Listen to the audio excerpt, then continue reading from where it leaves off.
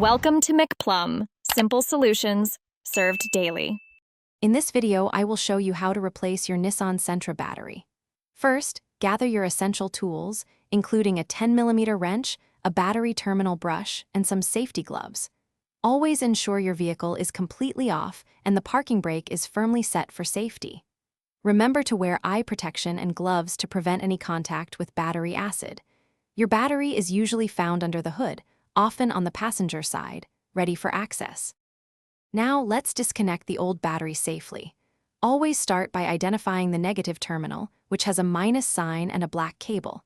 Use your 10mm wrench to loosen the nut, then carefully remove the negative cable and tuck it away from the battery. Next, find the positive terminal, marked with a plus sign and a red cable. Loosen and remove this cable.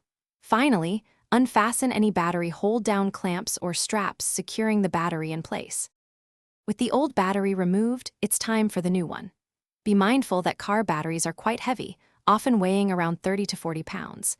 Carefully lift out the old battery and clean the battery tray thoroughly. Now, gently lower your new battery into the tray, making sure it sits flat and is properly aligned. Reattach the hold-down clamp or strap, tightening it securely to prevent any movement while driving.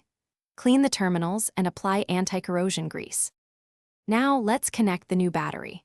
Always connect the positive, or red, cable first to the positive terminal on your new battery. Tighten this connection firmly with your wrench to ensure a good electrical contact. Next, connect the negative, or black, cable to the negative terminal. Double-check that both terminals are tight and secure. Finally, close the hood and start your Nissan Sentra to confirm the battery replacement was successful. Dispose of the old battery responsibly. Thanks for watching. Stay juicy and subscribe.